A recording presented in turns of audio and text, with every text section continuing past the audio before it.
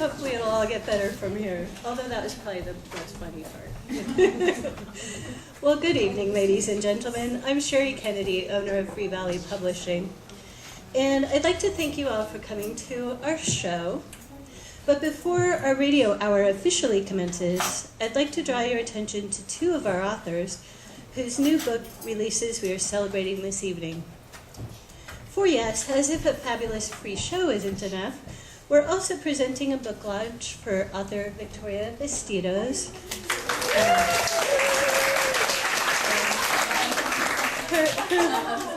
Her book is Black Poodle Over 7 Hills, published by Satin Romance, an imprint of Melange Books.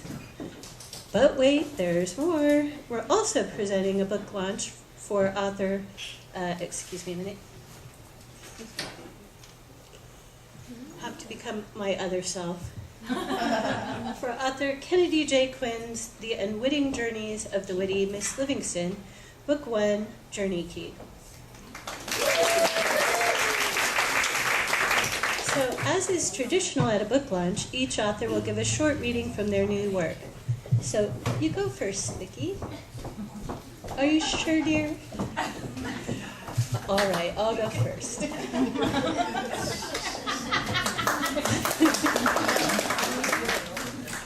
So I'm going to read from Chapter 2, in which Miss Livingstone loses her charm.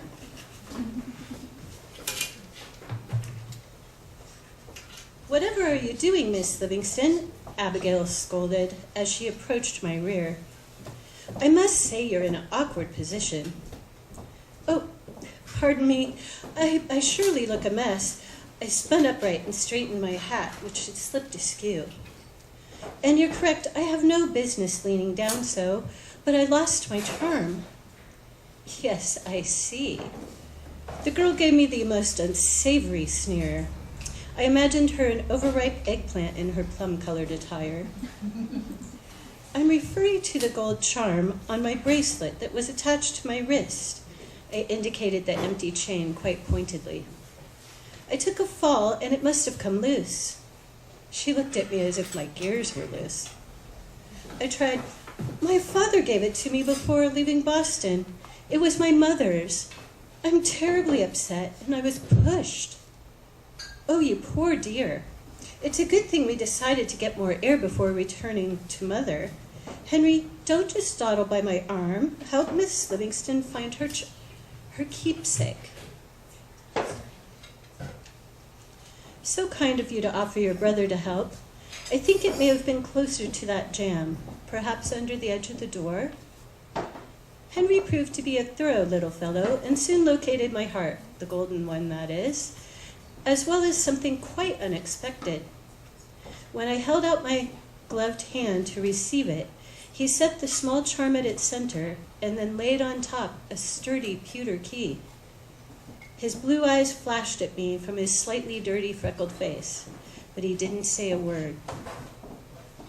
"Excellent work, my dear boy," I praised him when I closed my grasp tightly around both treasures so as not to let them slip from my glove. His sister was too busy looking about for passers-by to notice what he had given me. "Thank you for the rescue, Miss Ronick. I hope she'd return to Miss Livingstone permanently if I addressed her so. She apparently had little affection for me, so needn't be so familiar." "Certainly our pleasure." Henry gave a small bow at his sister's words. "But you haven't explained why you were in need. You say you were pushed.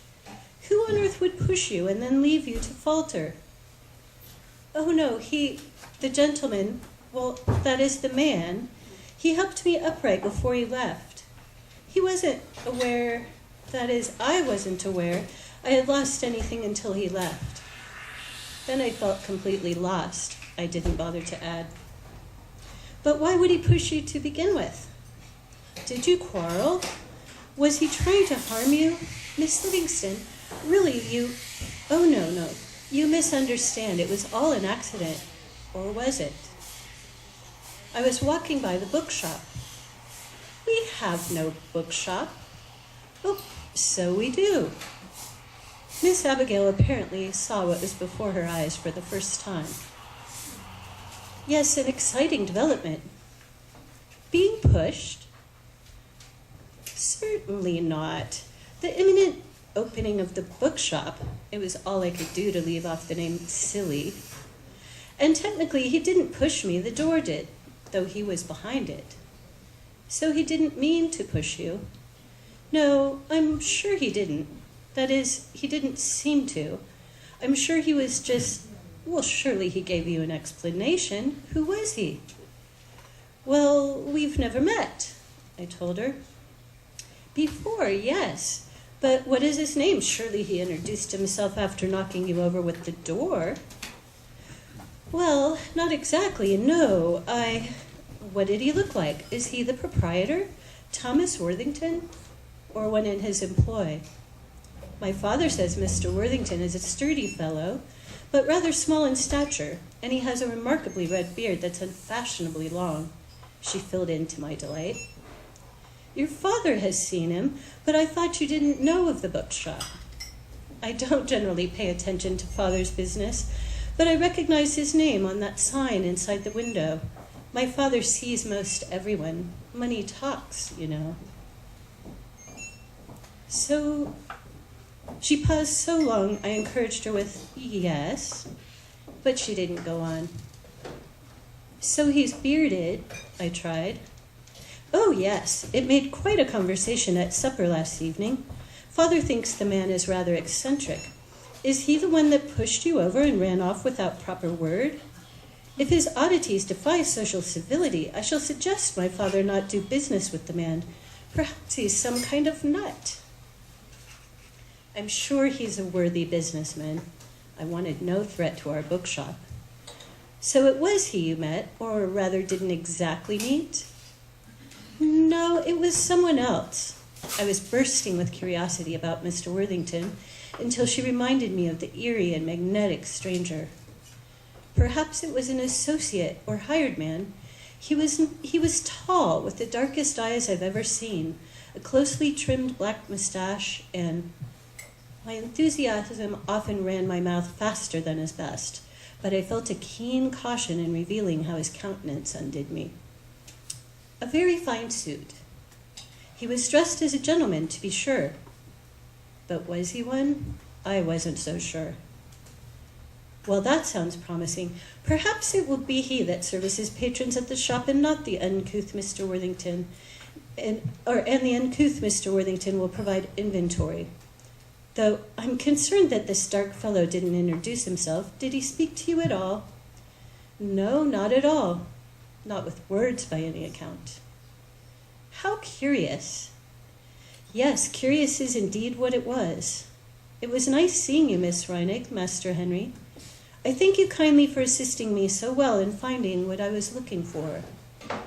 Supremely well, since the unexpected key might give access to what I was really seeking. Yes, of course, Miss Livingstone. Come along, Henry. The small boy looked back at me with a sidelong grin.